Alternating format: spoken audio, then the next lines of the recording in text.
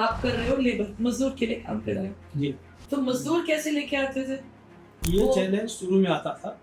तो ये जो स्किल्ड और अनस्किल्ड वर्कर्स होते हैं, जी। इसके बारे में थोड़ा बताएंगे कि क्या है ये? पहले तो वो अनस्किल्ड में ही लगते हैं सर। किसी ऑपरेटर बनना है हम्म। तो अगर वो मशीन पर धीरे काम करता रहता है। आज के जो करंट लेबर कॉन्ट्रैक्टर्स हैं, तो वो क्या कर रहे हैं, कम्युनिटी वाइज हो गया है हम लोगों को एकदम क्लियरिटी रहती है, पैसा समय पर। कि अगर कोई कंपनी आपके वर्कर को चीट कर दी पेमेंट के लिए, इंटेंशनली किसी ने, हुआ है।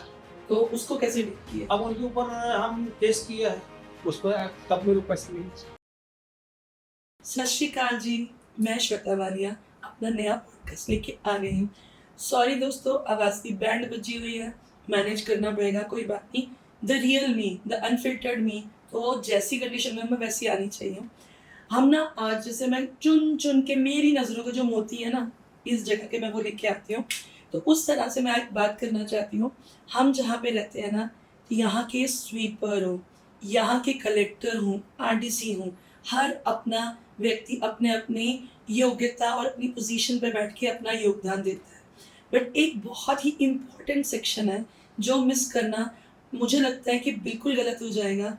उस सेक्शन के बारे में बात करने के लिए हमारे जो आज के गेस्ट हैं, द वीआईपी गेस्ट, वो दो व्यक्ति हैं। बेसिकली दे आर साडू भाई। अब आप बोलेंगे साडू क्या होता है? दो जो बहनें होती हैं, उनके जो हस्बैंड होते हैं, उनको बोला जाता है साडू भाई। अब वो बिजनेस पार्टनर है, वो भी +30 ईयर से। अब वो कौन सा बिजनेस कर रहे हैं कि जो मैं आपके सामने लाना चाहती हूँ। हम जो काम करते हैं ना, it is a service industry. घर पे काम वाली बाई, फैक्ट्रीज में आने वाले स्टाफ, एवरीबडी, ये सब चीज़ें हैं ना, ये एक लेबर कॉन्ट्रैक्टर उनको डील करता है। और ये जो काम है ना, ये हमारे अनिल भैया बहुत सालों से काम कर रहे हैं। तो मैं अनिल जी, कमलकांत जी को, मैं दोनों को इनवाइट करती हूँ एंड मैं थैंक यू बोलती हूँ। Welcome to the beyond the film.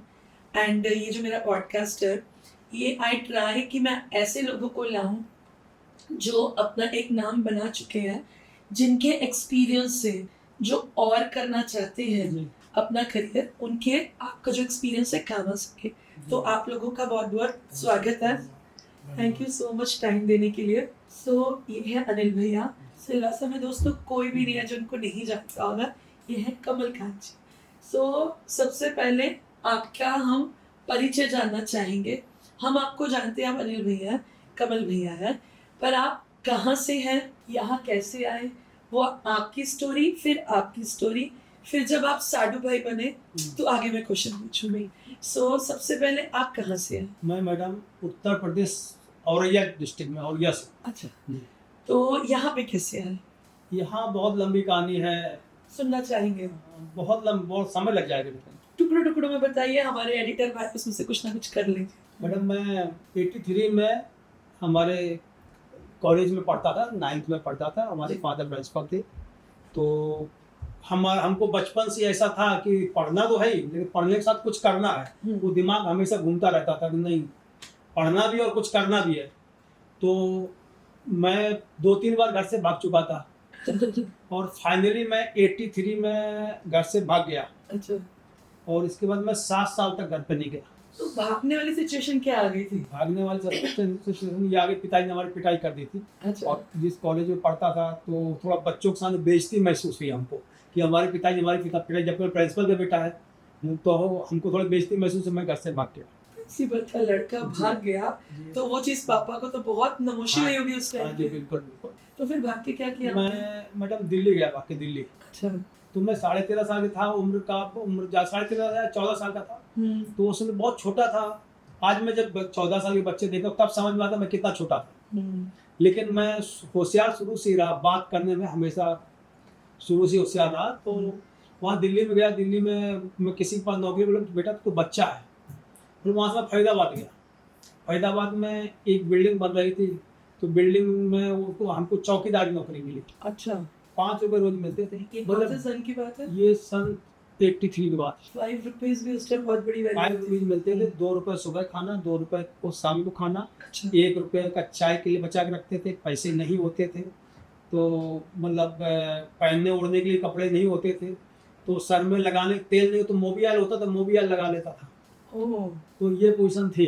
अफसोस होता था उस टाइम पे कि मैंने हाँ, ये डिसीजन ले लिया? अफसोस बात बहुत क्या होता है? था, बहुत होता था। मेरे को माँ की याद आती थी, कभी ऐसे पिक्चर विक्चर देखने जाता था, माँ को रोल होता था, तो मैं पिक्चर हॉल के अंदर बैठ के रोता था। तो माँ की याद लिखते ये तो नहीं, अब तो नहीं जाएंगे।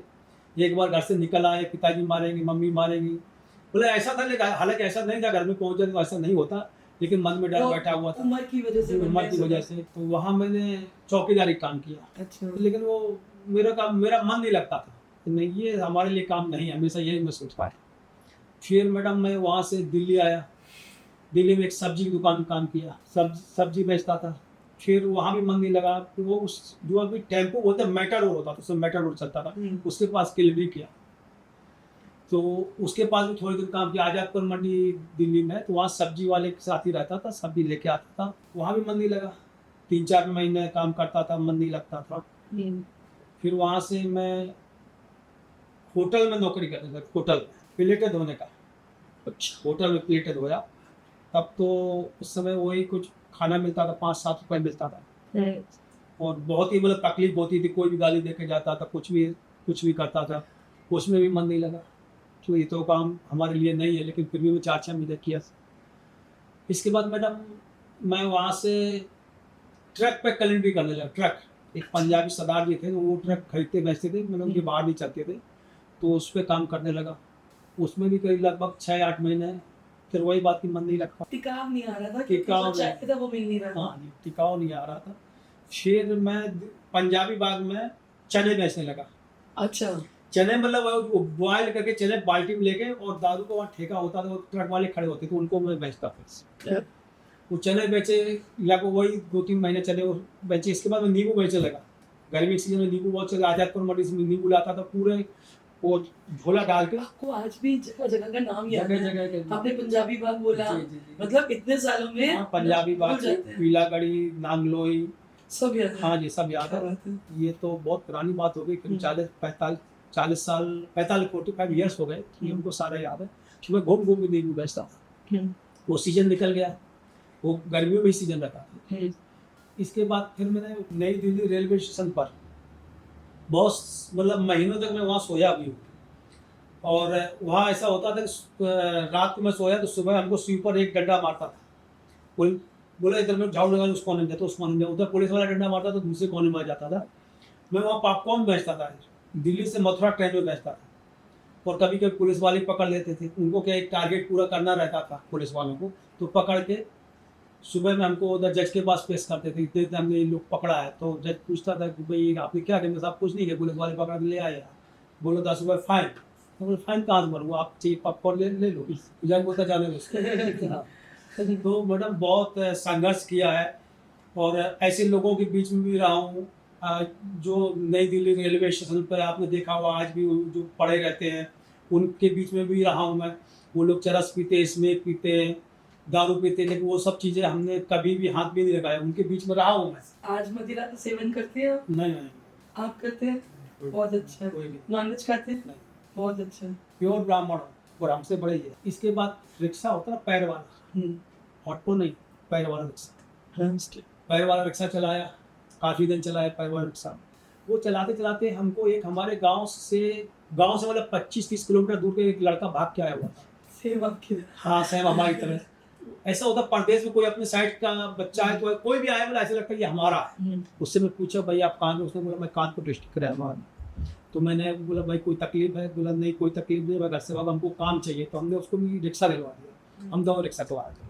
उसी गाँव एक कॉन्ट्रेक्टर था वहाँ दिल्ली में, तो उसके भाई उससे कॉन्ट्रेक्टर साथ में ढूंढते आ गए। तो हम लोग फिर वो कॉन्ट्रेक्टर साथ काम करने लगे। अच्छा, वहीं से आप जी। सिर्फ हाँ, अंकलेश्वर में कनौड़िया केमिकल है, तो उन लोगों ने उनकी मसाज में TCPL कंपनी है, हमको TCPL में भेजा। TCPL में कॉन्ट्रैक्टर सुपरवाइजर बन के आया था। उस समय 91 और 92 में एक औद्योगिक क्रांति चल रही थी। मनमोहन सिंह जी ने टैक्स फ्री जोन घोषित किया दादरा नगर हवेली दमन को, और बहुत इंडस्ट्री आ रही थी। हाँ, बॉम्बे से, गुजरात से, काफी सभी जगह पूरे देश से इंडस्ट्री आ रही थी। तो उसी समय मैं आ गया था, तो मैंने धीरे धीरे अपना काम चालू कर दिया। दो लेबर लगाया, 4 लेबर लगाया, 10 कहीं 20, ऐसे करते करते मतलब मेरा भी लोग हमको जानने लगे इंडस्ट्रीज में। और मेरे मतलब उस दौर में मैं यहाँ आया था जब हम हिंदी बोलते तो मारते थे। अच्छा उस दौर में मैं यहाँ आया था। अच्छा मैंडेट होता था गुजराती बोलो। जी जी गुजराती ओह। बोलो, मतलब हम मतलब बाहर ना मानस है बेमुख पछी बात करिए, मतलब अच्छा। बाहर का आदमी पहले तो मारो बाद में बात करते। उस दौर में मैं आया था अभी 89। आप बोल लेते हो प्रॉपर हाँ गुजराती? गुजराती आप भी कमल भैया गुजराती बोलते हो? अच्छा। तो उस दौर में आया था। लेकिन मेरा ऐसा है कि मैंने सबके साथ रिलेशन, यहाँ कोई भी व्यक्ति हो, मैं जैसे दूध में बोलते हैं ना एक कहावत, दूध में शक्कर घुल जाना, मैं ऐसे यहाँ के लोगों के साथ में घुल गया। मैंने इंडस्ट्री वालों के साथ में अच्छे रिलेशन बनाए, मैंने प्रशासन वालों के साथ अच्छे रिलेशन बनाए, चाहे यहाँ MP हो चाहे कोई भी हो कि चाहे सरपंच हो, सबके साथ मैंने अच्छे रिलेशन बनाए, उनके साथ मिलकर काम किया। तो वो धीरे धीरे हमारा वो सफर जो 5 आदमी 10 आदमी से चलते चलते चलते चलते आज हमारा आधी इंडिया में मेरे काम चलते हैं, तो मेरे पास 10,000 लोग काम करते हैं। क्या बात है जी। और हमारी एक खुद की एक इंडस्ट्री भी छोटी, हिमाचल प्रदेश बद्री नालागढ़ में हम फार्मा कंपनियों के लिए मशीनें बनाते हैं। और वो मशीन मतलब वो फैक्ट्री खुला कितना टाइम हो गया? वो 2007 में खुली थी। क्या बात है। जी। तो आपने एग्जैक्टली जो अपना काम है वो कौन सी ईयर में स्टार्ट किया था? 95 में स्टार्ट किया 95 खुद का। इससे पहले तो मैं नौकरी करता था कॉन्ट्रैक्टर। तो दोस्तों 30 साल से ऊपर का एक्सपीरियंस है भाई, और हमको बहुत सारी ऐसी चीज़ें जानने को मिलेंगे जो इनके लिए काम आएंगी।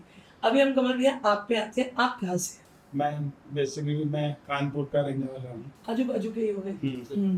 हाँ, कानपुर देहात पड़ता है, कानपुर शहर भी पड़ता है, कानपुर देहात। इसके 2 बंटवारे हो गए, आधा कानपुर शहर में लगता है, आधा कानपुर महानगर में लगता है। मतलब देहात और महानगर का अलग अलग। तो हम भी आके कानपुर महानगर में रहने लगे।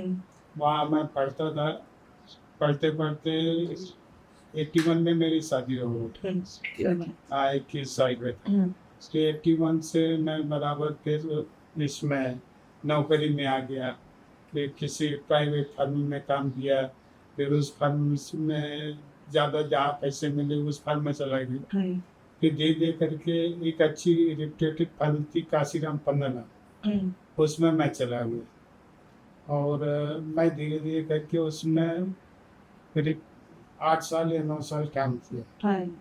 फिर वो फर्म भी दिवालिया हो गई। और ये कहाँ पर थी? नहीं पे कानपुर में? कानपुर में थी और उसका हेड ऑफिस कानपुर था। और ये टांडा में मैं वो डिपो मैनेजर बन के काम किया। उत्तर प्रदेश में। उत्तर प्रदेश टांडा अकबरपुर तक वहाँ सेल्स मैनेज का काम करता था, यार्ड लाइन का काम होता था। ठीक है।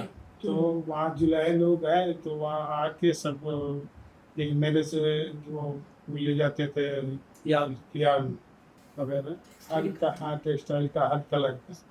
फिर वहाँ से फिर जब वो बंद हो गई तो फिर सीधे मैं मूव किया, इनका पता लगा। तो आप में से बड़ा साला मतलब बड़ा साडू कौन है? अच्छा, तो दोनों में चलती ज्यादा किसकी, आपकी या इनकी? इनकी है। मतलब बड़े लोग यही है, फाइनल डिसीजन यही है। उसमें ऐसा नहीं है, एक तो ठीक उचित बात करना और उचित मतलब न कंपनी का नुकसान हो, न अपना हो, न सामने वाले का हो। पर्सनल लाइफ में भी किसकी ज्यादा चलती है? आप भाई बड़े का पूरा मान देते हैं आपको। वो बड़े हैं, बड़े को मान सम्मान नहीं, मान अलग है, हम भी उसी तरीके काम करते हैं। इसमें कि अगर ये मान देते तो मैं कोई दूसरे वे में चला दूँ, ऐसा कुछ नहीं। दोनों लोगों को सहयोग और आपसी परामर्श से ही सब काम होते हैं। ये डिसीजन जब आप वहाँ जॉब कर रहे थे, वहाँ से यहाँ आने का आप स्टार्ट कर चुके थे, तो दोनों की कब प्लानिंग हुई कि हमें साथ में आना है? कोई प्लानिंग। अच्छा, फिर ये जरा बताइए ये कैसे हुआ? ये मैं बताता हूँ। तो मैं धीरे धीरे करके, मैं एक्चुअल में मेरे एक चाचा थे जो ज्योति ट्रांसपोर्ट में अहमदाबाद में काम करते थे। तो ट्रक चलाते थे, तो उनके पास करीब 3000 ट्रक थे। वो मुंबई से गोदिया से और अहमदाबाद तक डेली अप डाउन करते थे। तो अब मेरे पास तो कोई नौकरी थी नहीं, तो उन्होंने फोन करके बुला लिया कि तुम्हारे पास आ जाओ, यहाँ देखते हैं। अच्छा, अब हम इनके पास तो आ गए। तो ज्योति ट्रांसपोर्ट का जो मालिक था नाम धोई गया, तो वो इनसे हमारा इंटरव्यू कराया। उन्होंने उस जमाने में मैं 97 में उन्होंने 3500 रुपये की नौकरी प्राप्त कर दिया, अच्छा 3500। ओ तो मैं उनको ऊपर से नीचे देख रहा था कि 3500 रुपये तो मेरे बच्चों का खर्चा है।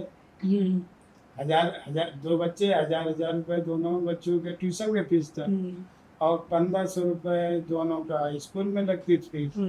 तो इसे 35, तो मैं उनसे पूछा 35 तो मेरे बच्चों का खर्चा है, मैं खाऊंगा क्या और अपने पास क्या बचाऊंगा, घर क्या भेजूंगा, तो इसका मतलब आपके साथ मैं चोरी करूंगा, साथ स्पष्ट ही सब। हाँ, फिर मेरा खर्चा पूरा नहीं हाँ, होगा। तो बोले कि कितने तक होगा, उनका 6500 से नीचे दे जो मैंने जो नीड है, जरूरत है, इतनी तो चाहिए। उनका ठीक है, मैं कल तक बताता हूँ। तो ऐसे मतलब दिमाग में इनका एड्रेस पूरा लेके मैं वहाँ से निकला था। अच्छा तो कि वहाँ जाते हो उनके पास भी मिल लेने का। तो फिर वहीं से अहमदाबाद से भाई साहब को फ़ोन किया, भाई साहब ऐसा ऐसा है, मैं इधर तक आया हूँ, और इनको हमारा इनका कोई परिचय नहीं था। तो मैं बचपन में घर से भाग गया, तो कोई मतलब अच्छा। कहीं कुछ नहीं था। इनसे मैं सब पूरा बताया, तो इन्होंने कहा मैं तुम्हारा नाम मतलब घर वालों के मुंह से सुना हुआ है, अब आप आ जाओ मेरे पास। इतना अपन दोनों लोग जब तक आप साधु नहीं बने थे। साड़ू मतलब भाई के साड़ू हमारे। ये हम अच्छा। उनसे मैं लेके गया था एड्रेस वगैरह, तो इनको फोन में बात किया तो बोले मेरे पास आ जाओ, अपन दोनों लोग पहुँचते हैं। यहाँ भी मैं हमें यहाँ भी वही 3500-3000 रुपए की नौकरी यहाँ भी उस समय चल रही थी। तो मैंने मन में सोचा क्या करें, कुछ समझ में नहीं आता है। फिर अब इनके साथ सुबह से उस समय मतलब नया नया यहाँ कंपनी आई थी, उन कंपनियों में अपना जाना देखना, इनका काम भी ये सुबह से अपना देखते थे। तो मैं भी इनके साथ में 6 बजे से 6:30 बजे 7 बजे से निकल जाता था, शाम तक आता था।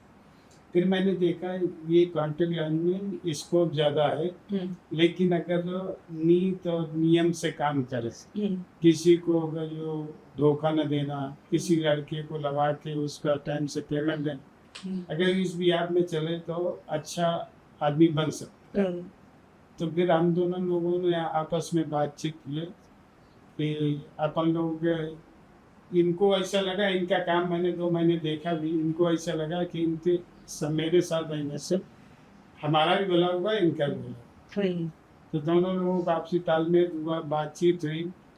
तो यहाँ तक बातचीत हुई थी कि अगर कोई घर वाला भी कहे तो आपको नहीं मानना है, जब तक आपको समझ में ना आ जाए कि ये गलत हुआ। ओके, मतलब किसी क्लैरिटी इतनी जबरदस्त लेके चले थे कि भैया कोई भी रिश्तेदार कुछ भी बोले, आपस की बात क्लियर नहीं होगी तो अगर कोई काम में फुसफुसा दे, क्योंकि होता है। हाँ, तो आपको हमसे पूछना है, अगर नहीं पूछना है तो आप उसके पीछे देखो कि ये कर क्या रहा है।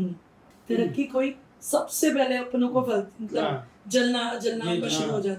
तो ये ऐसा कई बार ऐसे टॉपिक आए, लेकिन इन्होंने उस चीज़ को नकार दिया, हमने भी नकार दिया कि ये तो ऐसे चलते हैं, और अपना दिमाग की उलझन में कुछ नहीं रखते कि कहाँ जो पढ़ा है, अगर जैसे ये पढ़े हैं जैसे, तो वो उसी जगह पढ़े रहेंगे, नहीं इनको मतलब है ना हमें मतलब है। नहीं, बहुत अच्छा। वो कंपनी के मतलब आज तक भगवान की दया से सबके काम हो गए, अच्छे ढंग से अपने लड़कियों की शादी किया, बच्चों के और लड़कों की शादी किया, लेकिन कहीं ये नहीं मतभेद नहीं हुआ कि इसमें ज़्यादा खर्चा हुआ, इसमें कम खर्चा हुआ, इसमें इससे ज़्यादा। तो हम लोगों का ये रहता था जो इसमें कमियां रह गई हैं वो आगे ना हो, जो उसमें कमियां रह गई तो उसमें ना हो। नहीं, बहुत अच्छी। तो इस ढंग से अभी तक बराबर मतलब काम चल रहा है। Very good. सो अभी जैसे ये अगला सेक्शन है जो इसमें मैं जानना चाहूंगी, आप कर रहे हो लेबर, मजदूर के लिए काम कर रहे हो जी। तो सबसे पहले डिसीजन ले लिया, भाई का जाडू और आप दोनों मिल गए, पार्टनर्स बन गए, ठीक है। तो जब मजदूर लेके आने वो चैलेंज आया होगा, तो मजदूर कैसे लेके आते थे?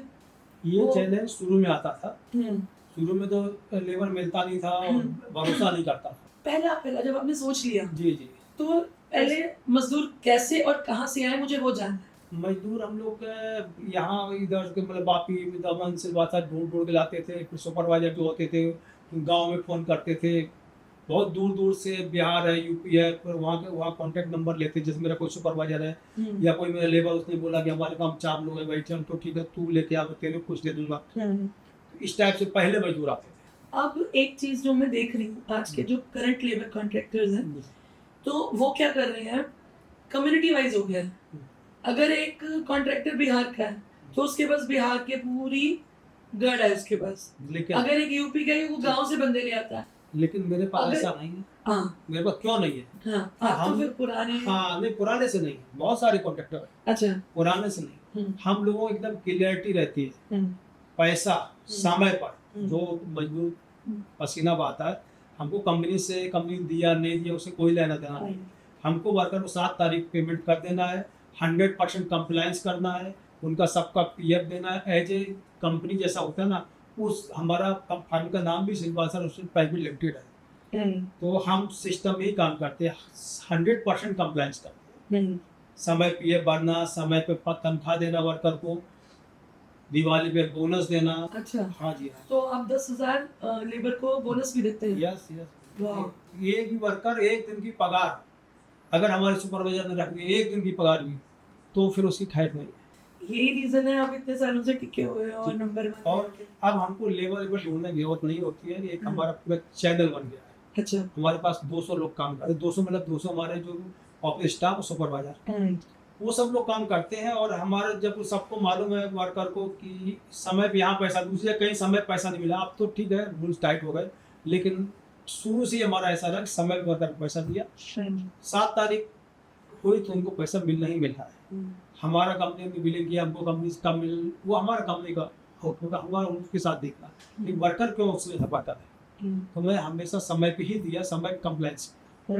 इसके लिए कभी हमारे पास यहाँ पे क्या गाइडलाइंस है लेबर को लेके? कंप्लायंस का गाइडलाइन है पीएफ भरना, पीएल देना। कितनी मैंडेट लेबर क्लास को पीएल मिलती है? 5%। 5%। इसमें क्या है मैडम कि 1 महीने जो काम करता है, इवन अगर 30 दिन या 26 दिन काम करता है, टेक्सटाइल में तो 30 दिन चलती है कंपनी, इससे तो जनरली 26 दिन चलती है। फिर भी वीकली आप टेक्सटाइल में दिया जाता है, तो उसमें 20 दिन में 1 दिन भर के उसको मिलना चाहिए, उसको पीएफ होता है। तो वो 1 दिन वो मतलब 20 दिन काम किया तो 1 दिन उसका हो गया, 26 दिन काम किया तो 1.25 दिन का हिसाब हो जाता है। तो उसको कंपनी उसमें पर डे में उसका टेक होम ज़्यादा हो जाता है, पर डे में उसको मिल जाता है।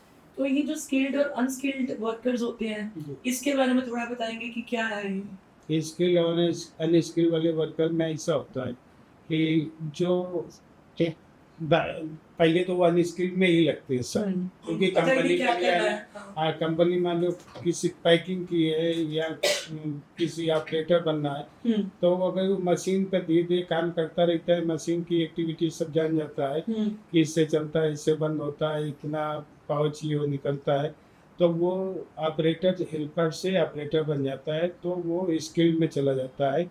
और जो उसके साथ में मैनेजर या इंजीनियर रहता है, तो वो उसका ऑटोमेटिक उसको रिकमेंड कर देता है ऊपर के लिए कि नहीं इसकी सैलरी बढ़ा दो। जो क्योंकि मैनेजर बैठ के काम करता है, सीट पे बैठा रहता है, बताता है उसको, तो वो मैनेजर ये नहीं चाहता है कि ये यहाँ से काम छोड़ के जाए, तो 5-10 रुपये उसके वो बढ़ा देता है, तो स्केल में चले जाते हैं। आज तो प्रॉब्लम नहीं आती होगी, अब आज किसी ने बोल दिया मुझे 50 या 100 लेबर की तुरंत जरूरत है, तो आज के टाइम में तो तुरंत हो जाती होगी अरेंज? हो जाती थी, लेकिन जब से ये युद्ध का दौर चालू हुआ है ना, हाँ जी, गैस नहीं मिल रही है तो लेबर भाग रहे हैं। घर वापस भाग रही जी है। जी। जनरली चलो ये तो भी सर्कमस्टेंशियल सिचुएशन हो गया। नहीं अब मैडम आज की डेट में प्रॉब्लम होने लगे, क्योंकि इंडस्ट्री पहले तो ठीक है, कुछ चुनिंदा जगहों पे इंडस्ट्री थी, अब तो सभी जगह मोदी जी सभी जगह इंडस्ट्री ला रहे हैं, और आना भी चाहिए। सबको सबके प्रदेश में ही काम मिलना चाहिए, वो इतनी दूर क्यों आए? तो अब वो सिचुएशन नहीं, अब मिलती है लेकिन इजी नहीं मिलती। जो कॉन्ट्रैक्टर समय पे पैसे देते हैं, वर्कर को मालूम है उनकी गुडविल है, उनको ही लेबर मिलती है इजीली। तो आज के टाइम पे आप कौन सी टाइप ऑफ इंडस्ट्रीज में आप अपनी लेबर सप्लाई करते हो? हर टाइप का मैडम, इंजीनियरिंग से लेके, जैसे मैं बड़ी इंडस्ट्रीज का मैं नाम गिनवाता हूँ, जैसे जेसीबी है, टाटा का वोल्टास है, ऐसी बड़ी बड़ी इंडस्ट्री है, डाबर है, वहाँ सब जगह आने की? कि बाबा रामदेव जी हैं, अच्छा। हाँ वहाँ उनके यहाँ भी हम काम कर रहे हैं, जैसे हम्म। सिलवासा में, सिलवासा में रिलायंस है, ऐसे में बड़ी बड़ी इंडस्ट्री, इफ्का लेबोरेटरी है, सन फार्मा है, चरक फार्मा है, यहाँ पे आपकी मोनोपोली है या और भी लेबर सप्लाई और भी हैं, और भी। अच्छा।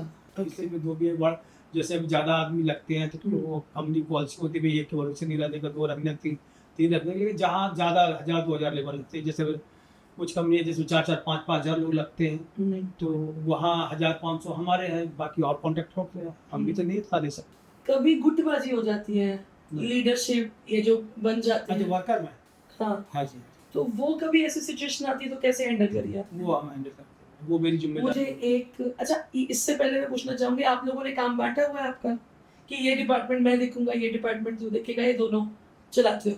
काम जिसे इसमें राजकारण या राजनीति का जो चलता है भागदौड़, वो इनके जिम्मे रहता है। ये अपना देखते हैं कहाँ कैसे कोई परेशानी लेबर को हो गई या सुपरवाइजर को किसी ने बाहर निकलते मार दिया, तो सब ये देखते हैं। और कंपनी में लेबर का फुलफिल करना वो हम लोगों के ऊपर आ जाता है। ये ऐसा हम लोग आपस में मान के चलते हैं। अगर जब ये नहीं देखते हैं या मैं नहीं रहूँ, मैं 2 महीने के लिए कहीं चला जाऊँ, तो सब काम अपने लोग मिल के करते हैं, इस टाइप का रहता है। लेकिन इससे अकस्मात होगा तो ये हो गया तो इन्हीं के पास फल हुआ है। भैया मेरा एक क्वेश्चन है, जी बताइए मैडम। जो लेबर के वेजेस हैं इस पे क्या आप लोगों तक मैसेज देना चाहोगे कि उनका स्टैंडर्ड वेजेस कितने होते हैं एज पर गवर्नमेंट गाइडलाइंस होना चाहिए, और जो लोग इसमें हेरा फेरी करते हैं उस पर भी आपका क्या पर्सपेक्टिव रहेगा, और उन लोगों को माहौल ज़्यादा ज़रूरी है या उनको वेजेस की, मतलब उनको पैसे के लिए लेबर ज़्यादा काम करती है या उनको माहौल भी चाहिए होता है? देखिए मैडम उसमें ऐसा है कि दोनों ही चाहिए, माहौल भी अच्छा होना चाहिए और पैसे मिलने चाहिए। गवर्नमेंट का जो मिनिमम वेजेज है वो तो हाथ में आना चाहिए। अगर कोई कंपनी या कोई कॉन्ट्रैक्टर नहीं देता ये तो गलत है। उनका पेट कैसे भरे, उनके आगे बच्चे होते हैं या उनके माँ बाप होते हैं। मिनिमम वेजेज जो गवर्नमेंट ने निर्धारित किया हो तो मिलना ही चाहिए, और मैं देता हूँ, उसमें कोई कंप्रोमाइज नहीं करता हूँ। और मैं काम भी वही करता हूँ जो कंपनी हमको मिनिमम वेजेज देती है कि और कंप्लायंस फुलफिल करती है। अब बोले 100% कंप्लायंस, कुछ कंप्लायंस से छूट जाती है, लेकिन फिर भी कोशिश करता हूँ कवर करने का। सो इसमें मेरा एक जनरली अब जो आपके खर्चे हैं, जी आपको पूरी स्टाफ मैनेज करना है, जी, ये सब खर्चे कैसे मैनेज होते ये जो हमारा सर्विस चार्ज मिलता है ना हमको, उसमें हमारे सारे खर्चे मिलते हैं? उसमें से सब करते हैं। हैं। जी सो आपका सुबह से लेकर शाम तक दिनचर्या जो है वो थोड़ा सा आप बताएंगे कि आप काम का रूटीन क्या होता है सुबह से लेकर शाम तक का? सुबह में 5 बजे उठते हैं जी और जैसे आप पानी पी रहे हैं गर्म पानी, ऐसे मैं भी 1 लीटर सुबह गर्म पानी पीता हूँ। जी और हमको मॉर्निंग में ब्रॉडकास्ट से गुड मॉर्निंग का एक बढ़िया अच्छा सा एक संदेश, उसमें नीचे गुड मॉर्निंग लिखा हो, 1200 लोगों को भेजता जी हूँ, 1200 लोगों को जी भेजता हूँ। किसका फेसबुक पे बर्थडे उसको विश करता हूँ। 1 घंटे में पानी पीना, ये तब फ्रेश होके वॉकिंग पे निकल जाता हूँ। जी 1 घंटा वॉकिंग करता हूँ, योगा एक्सरसाइज करता हूँ, फिर मैं हर्बल शेक पीने जाता हूँ। इसके बाद मैं 9:30 बजे घर पे आ जाता हूँ, नहाता धोता हूँ, पूजा करता हूँ, ऑफिस। फिर ऑफिस में जाने के बाद ऑफिस में बस वो जो रूटीन काम होता है, कोई कंपनी से फोन आ गया, कोई मीटिंग अटेंड करनी वहाँ गया, या फिर ऑफिस में ही बहुत सारे लोग आ जाते हैं, कंपनी वाले आ जाते हैं, या फिर मेरे मित्र है, या कोई बहुत सारे लोग ऑफिस में आते रहते हैं। कोई दोपहर में लंच करते हैं, घर पे जाते हैं, 1 घंटा 1.5 घंटा 2 घंटा घर पे देते हैं, इसके बाद वापस आते हैं। मेरा 6:30 बजे तक ऑफिस चालू रहता है, ऑफिस में बैठता हूँ 6:30 बजे। कभी कोई ऐसी प्रॉब्लम आ जाती है जो आपका सुपरवाइजर्स नहीं हैंडल करते, जी तो तब आपको कंपनीज में जाना पड़ता है या आप रैंडम आज भी कंपनीज में अपनी विजिट रखते हो? आज भी टेंटिवली कितने टाइम के बाद आप लोग विजिट करते हो? नहीं, ऐसा कोई मैडम फिक्स नहीं है। बहुत सारी कंपनियां हैं मेरे पास में, लगभग 150 कंपनियां हैं यहाँ पे। नहीं टोटल मतलब पान इंडिया नहीं बोलेंगे, लेकिन आधी इंडिया में बहुत सारे स्टेट में मैं काम करता हूँ। तो सब जगह स्टेट्स एक बार बताएंगे? हिमाचल है, उत्तरांचल है, पंजाब है, हरियाणा है, राजस्थान है, गुजरात है, महाराष्ट्र है, दमन और एमपी, ज़्यादा नहीं करा। कभी कभी जो एक कंपनी है ना, वो कंपनी ने अपने लेबर के साथ जो आपने अपॉइंट करके भेजी है, उन्होंने गलत ट्रीटमेंट करा, ठीक, वो बात आप तक आई, ऐसा कोई मुद्दा आता है तो उसे कैसे हैंडल करते हैं? ऐसे मुद्दों को हम जाते हैं कंपनी में, हम कंपनी मालिक से बात करते हैं, कंपनी मैनेजर से बात करते हैं, और कोई बहुत बड़ा मुद्दा होता है तो कंपनी अपने वर्कर को, अगर वर्कर को, सुपरवाइजर को सस्पेंड भी करती है, या मेरे आदमी करती है, मेरे आदमी को सस्पेंड करती है, दोनों को सस्पेंड करती है। और मतलब बैठ के हम लोग रास्ते में ये ऐसे मुद्दे आ जाते हैं कंपनी में, जैसे प्रोडक्शन में कोई काम हो रहा है, कोई हाँ, एग्जांपल तो उसमें प्रेशर प्रोडक्शन मैनेजर के ऊपर ज्यादा रहता है कि इतना आज निकालना है इतना टाइम, तो वो कभी कभी एक गाली दे के बात करने लगता है वर्कर। अगर ज्यादा बाथरूम जाता है, ज्यादा भीगता है, तो वर्कर चिढ़ जाते हैं। चिढ़ने के बाद को बाहर निकलने का है, तुमने गाली कैसे दी थी, ये कर दिया, तो उस समय बुलाया जाता है कि भाई ये सिचुएशन है, हमसे भी गलती हो गई, तो दोनों लोगों समझ दिया जाता है। यही एक मुद्दा बनता है। और या मारा मारी या आपस में किसी में ज्यादा लड़का घूमता है, मैनेजर ने गुस्से में मार दिया, तो भी एक मुद्दा बन जाता है। सुपरवाइजर तक रहती है, लेकिन वो पट जाता है, इसमें कोई विशेष बात नहीं। और मैनेजर भी बोलते हैं यार तुम्हारे प्यार में ऐसा मारा जोर से, तो मार कभी कभी होता है, जब मुंह लगे बच्चे होते हैं तो हो जाता है सब। अब मुझे ये बताइए, जिस तरह से टेक्नोलॉजी बदलती जा रही है, आने वाले समय पे इसका आपके जो काम पे क्या प्रभाव आएगा? मेरे काम पे बेटा कोई प्रभाव नहीं है। टेक्नोलॉजी कितनी बदल जाएगी, लेबर तो लगने ही लगना है। कितना भी ऑटोमेटिक हो तो भी उसमें लेबर लगता है। बहुत सारे काम ऐसे हैं मैनुअल होते हैं, तो और मतलब जैसे मैं, ये तो ठीक है, इसमें तो हमको कोई ज़्यादा प्रॉब्लम नहीं आना, फिर भी काम होना है तो ऑटोमेटिक मशीन, लेकिन फिर भी मतलब बहुत बड़ा फर्क नहीं पड़ेगा। आगे जो जमाना आ रहा है, लेबर ओरिएंटेड जमाना आ रहा है। 5 साल के बाद ये जो इंडस्ट्रीज हैं, ये आपको कहाँ दिखती हैं? इनकी क्या पोजीशंस दिखती हैं आपको डाउन द 5 लाइन्स? 5 साल के बाद में तो जैसा देश में माहौल चल रहा है, जैसे मोदी जी हैं, मोदी जी अपने देश को आगे लेके जा रहे हैं। बस ये कोई युद्ध नहीं हो, युद्ध ये जो हो रहा है ये अभी शांत हो जाना चाहिए। अगर तो हमारी ग्रोथ देखो कितनी आगे जा रही है। और दूसरा कि पूरा पहले ऐसा था कि भाई एक स्टेट में इंडस्ट्री है, लेकिन आगे जो गवर्नमेंट का विजन है तो सभी जगह इंडस्ट्री चालू होने जा रही है। जैसे यूपी है हमारा, बिहार है, कोई भी स्टेट, सभी जगह मतलब इंडस्ट्री जा रही है। बशर्ते माहौल अच्छा होना चाहिए। जो पुराने प्लांट हैं हमको एक्सपेंशन कर रहे हैं, बढ़ा रहे हैं, तो ग्रोथ तो ऑटोमेटिक हो ही रही है। और इसके बाद अब कभी कभी कंपनी वाले ये सोचते हैं कि इस एरिया में फैक्ट्री डालें तो हमारा ट्रांसपोर्ट का बच जाएगा। क्यों, क्या आइटम बना रहे हैं, कंज्यूमर आइटम बना रहे हैं, जैसे पानी का लुधियाना यहाँ तो टेक्सटाइल का हब है, तो वो उधर ही जैसे पंजाब में सनातन वालों ने डाला है, तो उनको ट्रांसपोर्ट का कम पड़ेगा, तो उनका माल भी बिकेगा और सस्ता माल बिकेगा।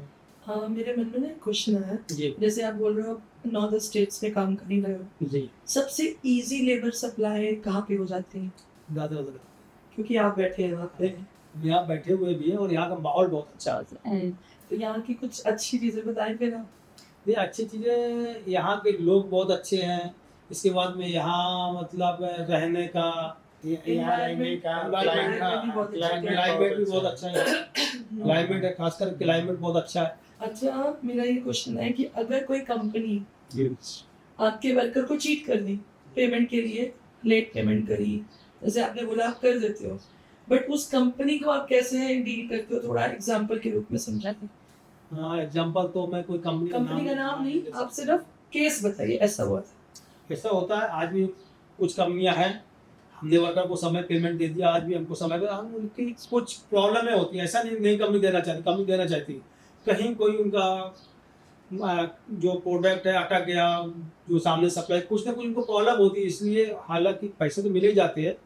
कोई भी ऐसी एक तो कंपनी है जो डूब गई, नहीं पैसे मिले, लेकिन पैसे मिल जाते हैं। कुछ कंपनी लेट लपेट होता है, बट किसी ने चीट कर दिया इंटेंशनली, किसी ने हुआ है, तो उसको कैसे डील किया? अब उनके ऊपर हम केस किया है, उस पर तब मेरे को पैसे मिले। सबसे मुश्किल क्लाइंट कौन सा रहा है आपकी अभी तक की 30-35 साल की जर्नी में? मैडम नाम नहीं कहते, सिर्फ जर्नी बताइए, हमें नाम विवाद डालना ही नहीं है लाइफ में, आप उसका एक्सपीरियंस बताइए सर। जैसे कोई कंपनी में, जैसे कोई कंपनी में ऐसा XYZ कंपनी मैनेजर आ गया, अब वो मतलब कोई भी चीज को बहुत बढ़ा चढ़ा के कर रहा है, प्रॉब्लम क्रिएट करवा रहा है। प्रॉब्लम होती नहीं, वो जानबूझ क्रिएट कर रहा है, कभी कभी वहाँ ऐसा प्रॉब्लम आती है, फिर उनको समझाना पड़ता है। यहाँ नहीं, यहाँ ऐसा माहौल है, आपको वर्कर्स के साथ में ऐसा ट्रीट करना चाहिए। मानते हैं बाद में, ऐसा नहीं, जब उनको अच्छा। एक्सपीरियंस होता तब उनको समझ में तब मानते हैं। तो आप जो कंप्लायंस के अंदर हमने डिस्कस करा था पहले, इसमें हमारा पीएफ आ गया, ईएसआई भी आती है। ये ऐसा यहाँ नहीं, पर दूसरी जगह है। यहाँ डब्ल्यूसी पॉलिसी, अच्छा, वर्कमैन हाँ दादरा नगर है, बाकी जगह पे ईएसएससी। ओके, सो वो आपको करनी पड़ती है या वो कंपनी, वो बेसिकली तो आपके नॉर्म्स भी आते हैं, आपको ही करना पड़ेगा। सब हमको करना है। सो कंपनी सिर्फ वर्कर को सैलरी देती है? नहीं, कंपनी सारी कंप्लायंस के पैसे हमको देती है। अच्छा, हाँ, वो सब उनसे मिलता है। या पीएफ है, बोनस है, सीटीसी उनका कॉस्ट टू कंपनी होगा। हाँ, सब सारी कॉस्ट कंपनी की ही होती है।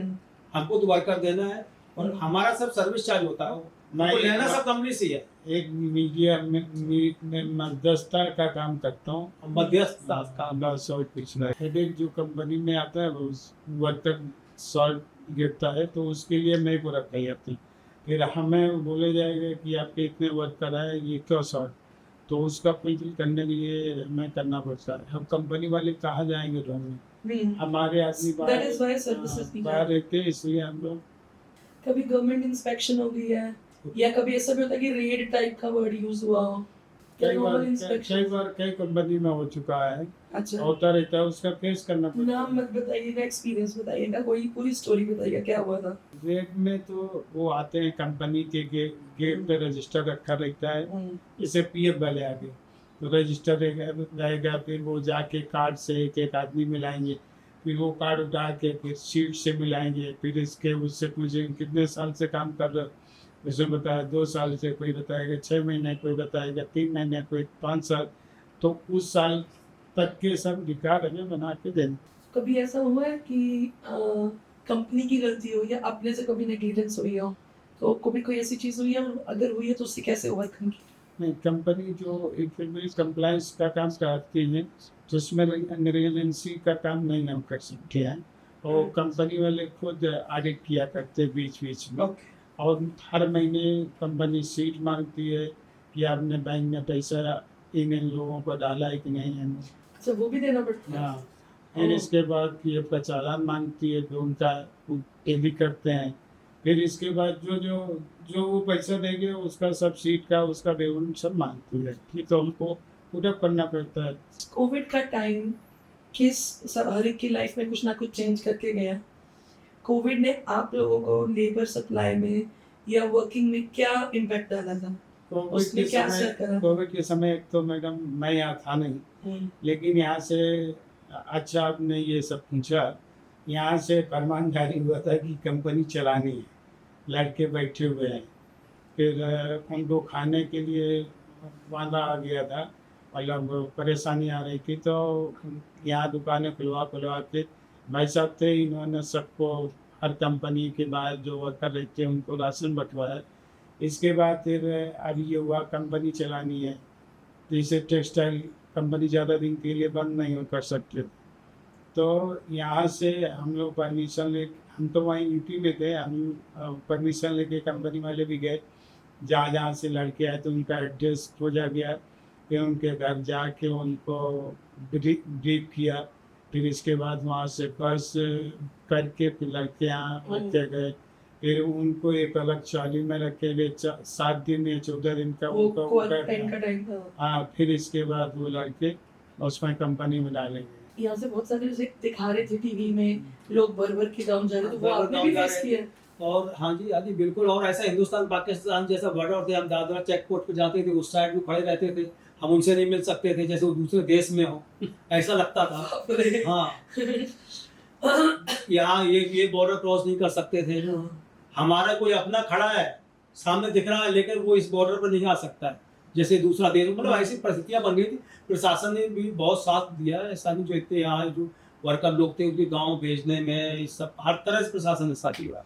अभी आपका बच्चे बेटा बेटी है ना जी? सो अब जब आपका काम है तो बेटा भी आप ही के साथ काम में है? जी, मेरा बेटा भी है, भाई सबका बेटा, दोनों के बेटे भी अभी आपके काम को आगे लीगेसी लेके जा रहे हैं, चलो अच्छी बात है। सो आपको आपके काम में किस चीज में संतोष ज्यादा मिलता है?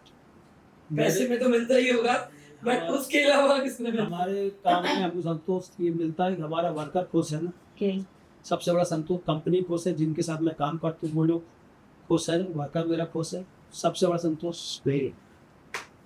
चलो हमसे किसी का गलत नहीं हो, किसी को मैं एक पैसा नहीं रखूं, ये हमारी दाना तरह कभी भी किसी का एक पैसा नहीं।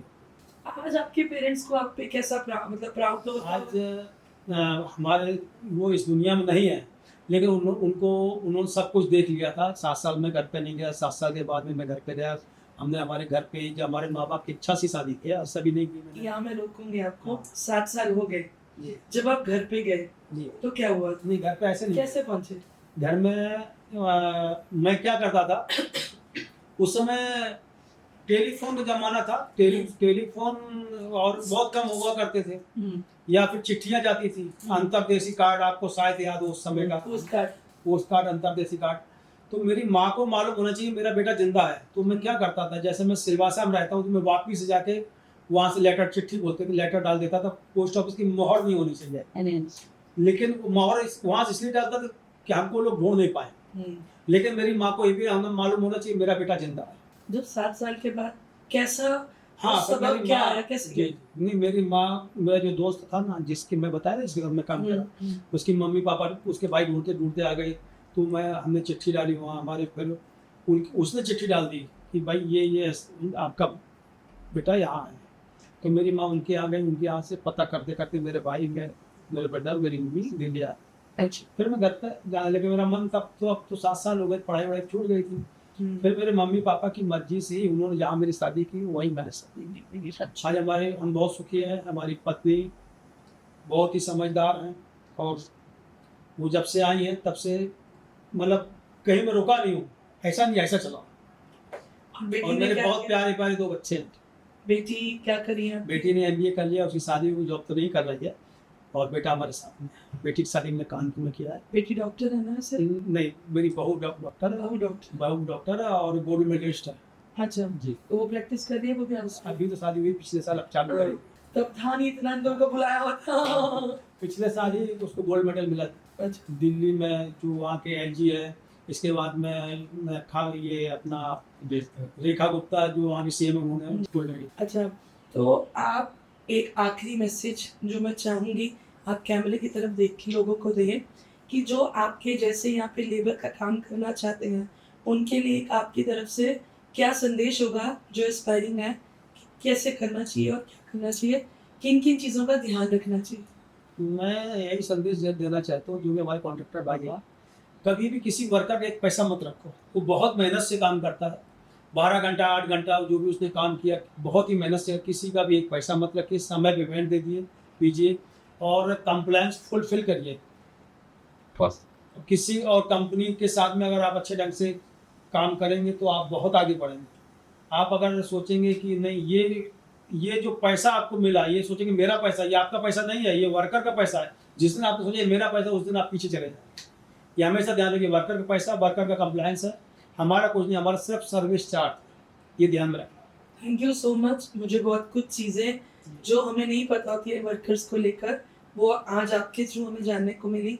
आई एम श्योर जिन्होंने भी ये पॉडकास्ट देखना है उनके भी बहुत सारे डाउट्स अगर इस चीज़ के रिलेटेड होंगे तो वो डेफिनेटली क्लियर होंगे। और इसके नीचे मैं आपके कॉन्टैक्ट नंबर्स डाल दूँगी। दो सिलवासा में ऐसा कोई नहीं है कि अनिल भैया और कमल भैया को नहीं जानते होंगे, बट देन ऑल्सो जो बाहर के लोग होंगे जिनको ज़रूरत हो तो वो आपको कांटेक्ट कर सकते हैं। इससे पहले आप दोनों से पूछना चाहूँगी, क्लोजर से पहले, आपको मेरे साथ पॉडकास्ट करके कैसा लगा? बहुत अच्छा लगा मैडम। आपको कमल भैया कैसा लगा? बहुत अच्छा लगा, और इससे हमारी ख्यात और बढ़ेगी। हमने जो काम किया हमारे अच्छे भविष्य के लिए काम किया है, और अच्छा भी लगा। क्या जी? हम एक्सपोज हो रहे हैं। एक्सपोज हो रहे हैं, आपका एक्सपोजर बढ़ेगा और एंड आप उनको एक्सपोज नहीं कर रहे हैं दोस्तों। It's like thank you so much मुझे टाइम देने के लिए, बियॉन्ड द फिल्म में आने के लिए। दोस्तों ऐसे ही अगले नए पॉडकास्ट में बहुत ही जल्द आपसे मिलते हैं। तब तक के लिए हम क्या करेंगे? सत श्री अकाल।